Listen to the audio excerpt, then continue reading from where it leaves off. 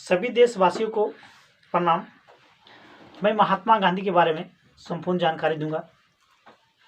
सबसे पहले मैं महात्मा गांधी की बचपन की जो कहानियां मैं बताऊंगा।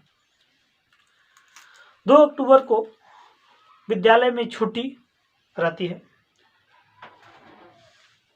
और सारे कार्यक्रम बंद रहते हैं। 15 अगस्त को स्वतंत्रता दिवस और 26 जनवरी को गणतंत्रता दिवस की भांति 2 अक्टूबर को भी हमारा राष्ट्रीय पर्व माना जाता है। हम जानते हैं क्यों इसी दिन 1869 ईस्वी में सुदामा, पोरबंदर के रहने वाले सुदामा थे। सुदामा में महात्मा गांधी का जन्म हुआ था। सुदामापुरी में महात्मा गांधी का जन्म हुआ था। क्या तुम कृष्ण सुदामा की मित्रता की कहानी जानते हो? जो कृष्ण सुदामा की कहानी है, मित्रता, यथासंभव बहुत अच्छी दोस्ती थी। गांधी जी का पूरा नाम जो था मोहनदास करमचंद गांधी था। उसके पिताजी गुजरात के एक राजकोट के दीवान थे। राजकोट के दीवान थे महात्मा गांधी के पिताजी। गांधी जी की माता पुतलीबाई अत्यंत धार्मिक प्रवृत्ति की महिला थी। बिना सूर्य के दर्शन किए वो खाना भी नहीं खाती थी।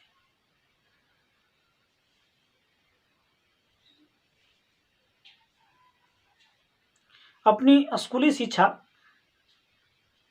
पूरी कर जब गांधी जी बैरिस्ट्री की पढ़ाई करते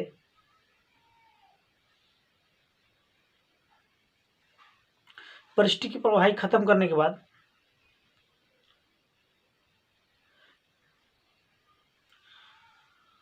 वह विलायत जाने लगे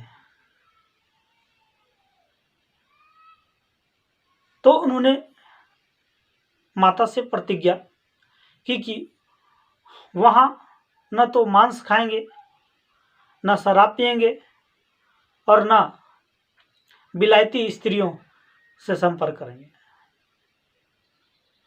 और वर्षों तक उन्होंने ऐसा कुछ नहीं किया।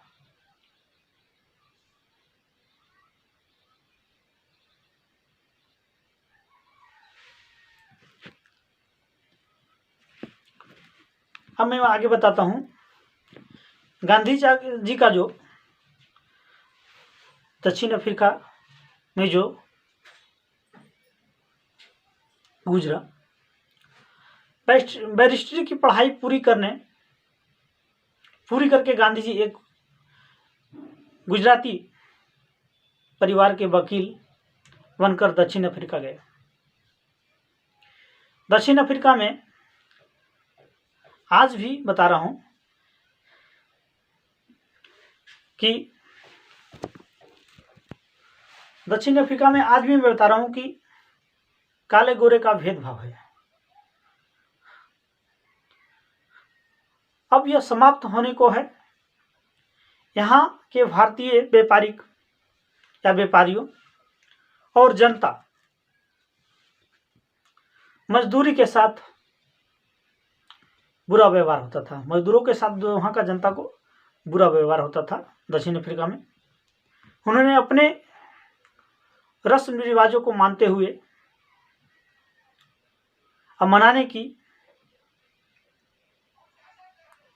छूट भी थी। वे अधिक धन संपत्ति भी एकमात्र नहीं कर सकते थे।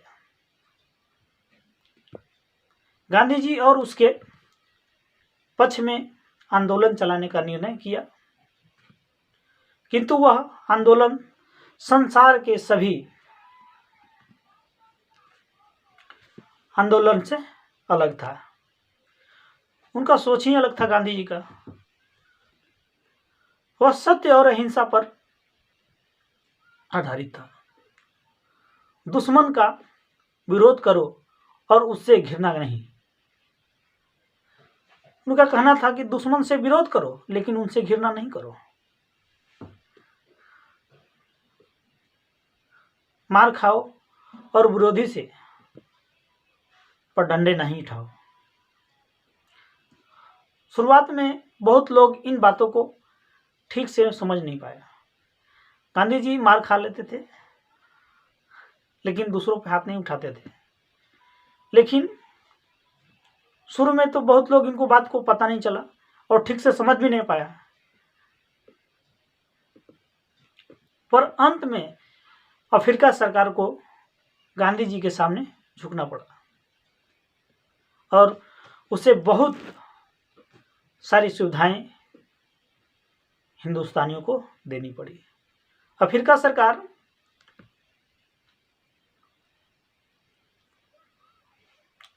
जो भारतीय वहां रहते थे उनको अफ्रीका सरकार सारी सुविधाएं देने लगी। गांधी जी से पूर्व युग की आंदोलन में बताता हूं क्या क्या हुआ। मैं एक एक करके सबका जानकारी दूंगा। हिंदुस्तान आने पर गांधी जी को संपर्क यहाँ के राजनीतिक से हुआ, जो राजनीति करते थे उनसे संपर्क हुआ।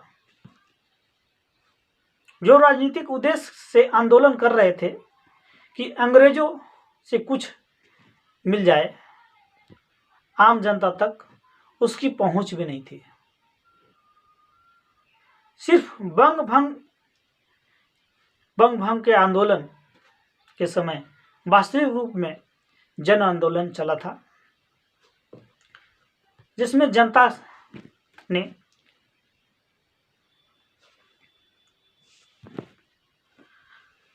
व्यापक रूप से भाग लिया। जनता जो उसमें भाग लिया व्यापक रूप से, और छीटपुट ढंग से कुछ क्रांतिकारी लोगों को सशस्त्र क्रांति की चेष्टा में लगे हुए थे। गांधी जी ने प्रारंभ में अंग्रेजों की सहायता में विश्वास किया। विश्वास भी रखना चाहिए हर व्यक्ति को। गांधी जी विश्वास रखे थे। और 1914 ईस्वी में जब प्रथम विश्व युद्ध शुरू हुआ तो उन्होंने भारतीयों से फौज में शामिल होने की अपील भी शुरू की। और गांधी जी और अंग्रेज के में कुछ कहानियां बताता हूं। युद्ध काल में गांधी जी चंपारण आए। यहां उन्होंने गांधी जी को लाने का श्रेय राजकुमार शुक्ल को था। यहां उन्होंने नीले गोरों के अत्याचारों को अपनी आंखों से देखा। युद्ध समाप्त होने पर अंग्रेजों ने भारतीयों को अधिक अधिकार देने के स्थान पर उन्हें दबाने के लिए कठोर कानून बनाए। अंग्रेज जो पहले से ही कानून उसका तगड़ा था। विरोध में जब अमृतसर सभा हुई तो निहत्थे हिंदुस्तानी को गोलियां चलाई। बहुत से लोग मारे गए, बहुत से लोग घायल हुए।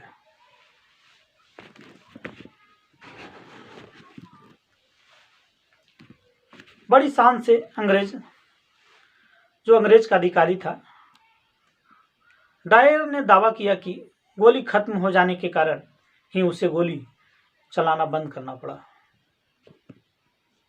यह घटना जालियांवाला बाग अमृतसर की हुई थी।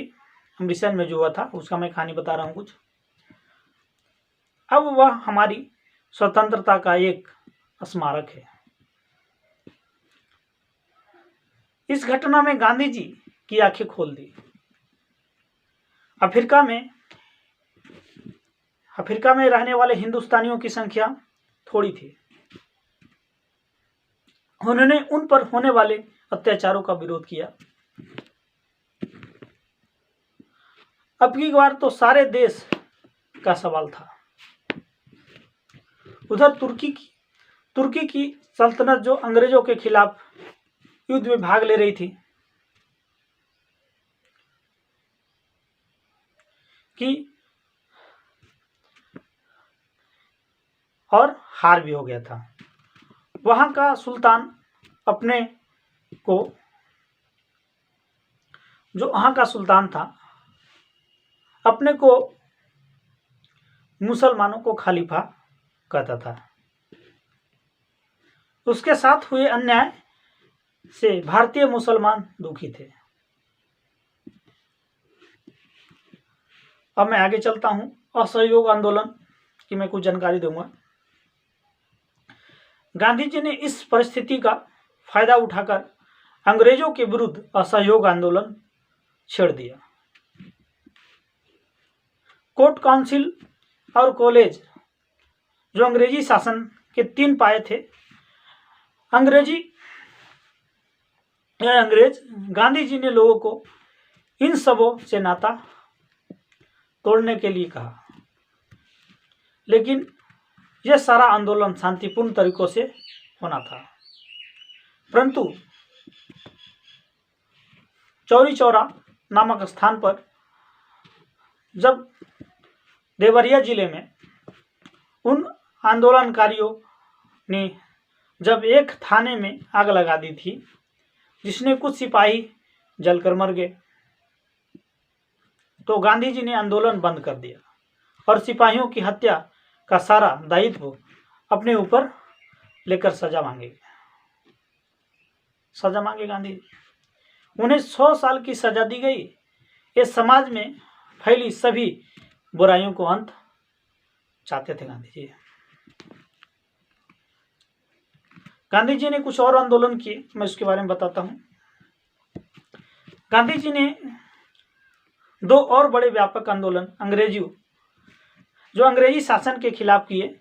एक सविनय अवज्ञा, जिसमें अंग्रेजों के बनाए कानून को तोड़ने के लिए सविनय अवज्ञा शुरू किए थे।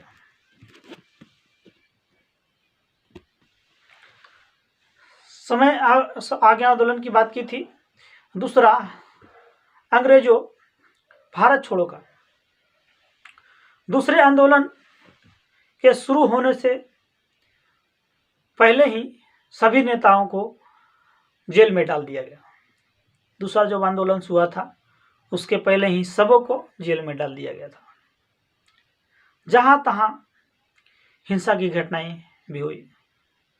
अपने देशवासियों को और अंग्रेजों को सही राह दिखाने के लिए गांधी जी ने कई बार बहुत दिनों तक अनशन उपवास में भी किए थे गांधी जी। जब हिंदू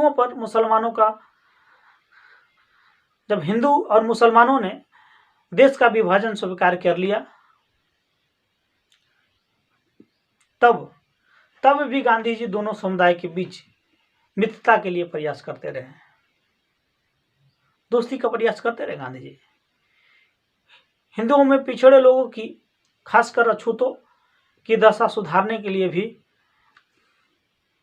उसकी कोशिश जारी रही। गांधी जी हमेशा अच्छे रास्ते पर चलने का कोशिश करते रहे। गांधी जी का जो रचनात्मक कार्यक्रम था, उसके बारे में मैं जानकारी दूंगा। गांधी जी की महानता सिर्फ एक राजनेता होने के कारण नहीं था। वे वर्तमान समाज का सभी बुराइयों को दूर करने चाहते थे।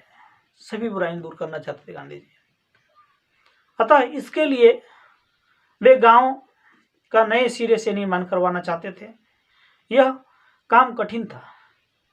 उसकी मृत्यु के बाद भी यह काम उसके शिष्य विनोबा भावे जैसे लोग ने किया और भारत सरकार भी कर रही है।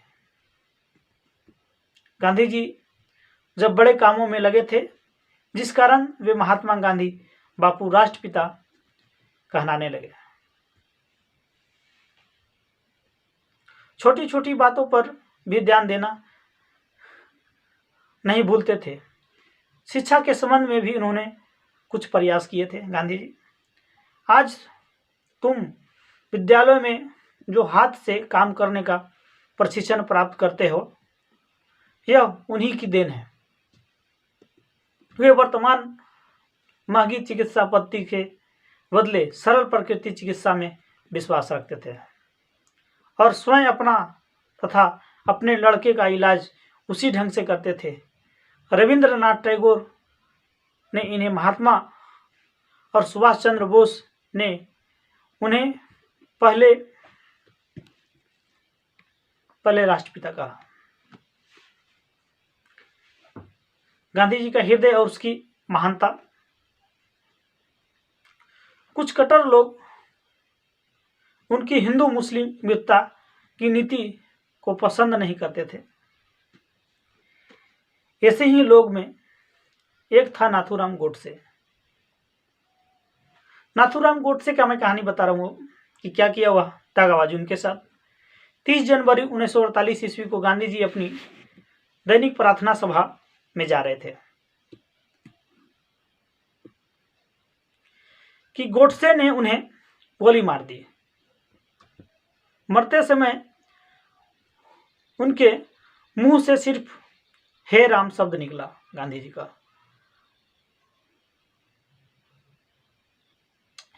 देश ही नहीं सारी दुनिया शोक में डूब गया जब गोडसे ने 30 जनवरी 1948 ईस्वी को गांधी जी अपनी दैनिक प्रार्थना सभा में जा रहे थे तो गोडसे ने गोली मार दिया। मरते समय गांधी जी सिर्फ एक ही आवाज बोले थे, हे राम शब्द निकला मुंह से उनका। देश ही नहीं सारी दुनिया शोक में डूब गया गांधी जी के बारे में। आज भी 30 जनवरी को हम शहीद दिवस मानते हैं और 11 बजे दिन में 2 मिनट का मौन रखते हैं। गांधी जी नहीं रहे दुनिया में, किंतु जैसे जैसे समय बीतता जाता है उनके विचारों की उपयोगिता सिद्ध होती जा रही है। भारत के बाहर भी उनके सत्य और अहिंसा के मार्ग पर चलने वाले बहुत से लोग हैं। हम भी उनके बच्चे अनुयायी तभी हो सकते हैं जब उसके बताए गए मार्ग पर चलेंगे। मैं महात्मा गांधी की संपूर्ण कहानी बताई मैंने और देश के लिए क्या क्या किए और विदेशों में भी हुआ। सत्य के रास्ते पर चले और हमेशा चलते रहे। वो अपना जीवन यापन सच्चाई के रास्ते पे चलते रहे